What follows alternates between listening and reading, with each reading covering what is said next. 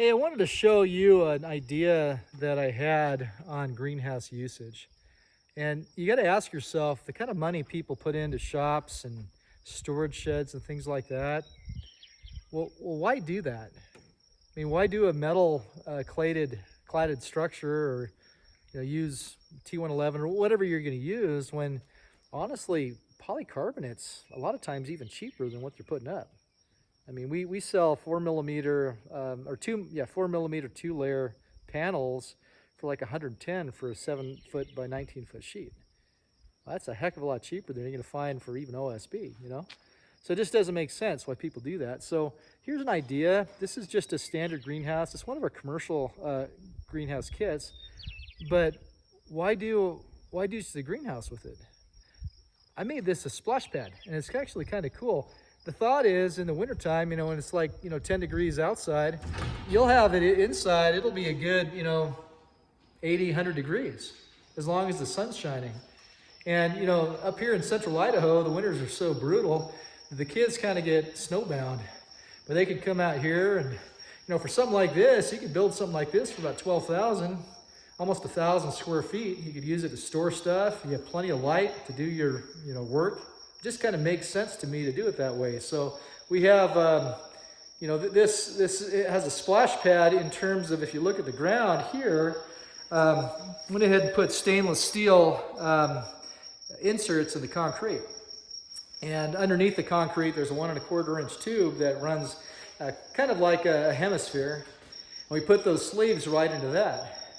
So when you turn your water on, the water shoots right up through those stainless sleeves. And then on top of the concrete here, what we did is we went ahead and used epoxy. I picked up that epoxy from the Oops section at Sherwin-Williams. I think I paid like $3 a gallon for it.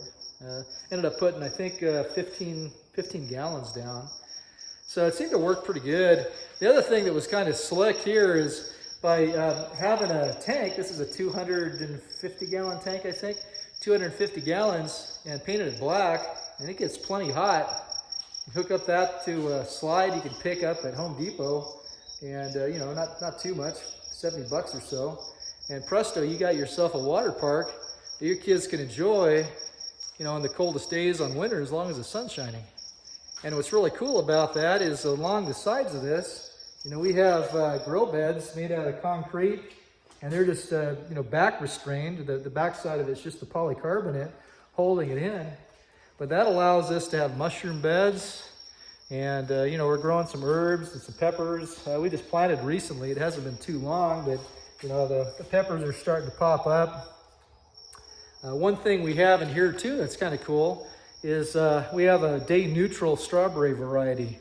And, we planted these. I think we planted the strawberries in December. And, they never died in here, even though, we get down to -20, -25 Fahrenheit.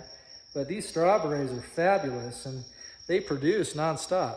So it's been really kind of lucky doing that.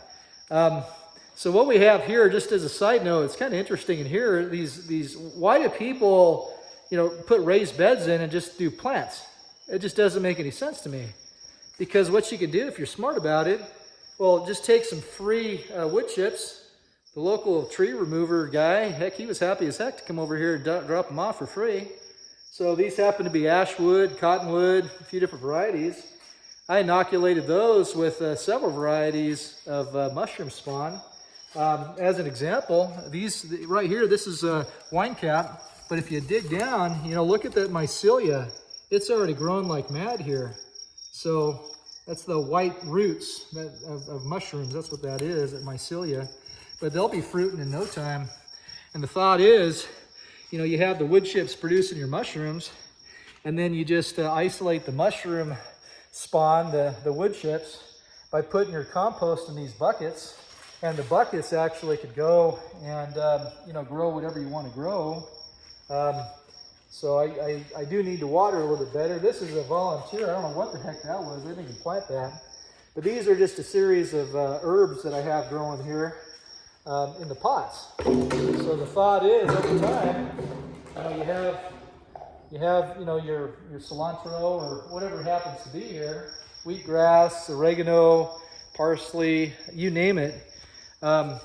You can pick your herbs, have your tomatoes, have your mushrooms coming right up. You never have to till that way. And every year, just add more wood chips on top of that. It's already inoculated, and it'll forever produce more.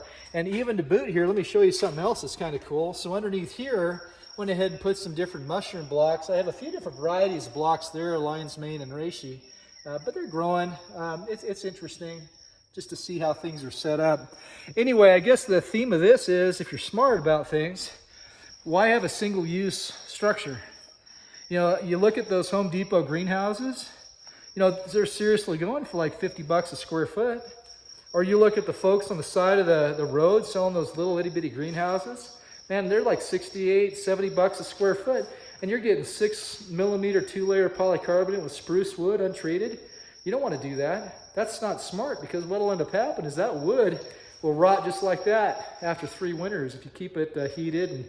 And, you know, at least in my climate, moisture will kind of freeze on the glazing and pour all over that wood. So not a good idea. Anyway, I think more people ought to think about building greenhouses and using them for storage or shops or you name it. It's just a smart solution. Hey, thanks. You have a good one.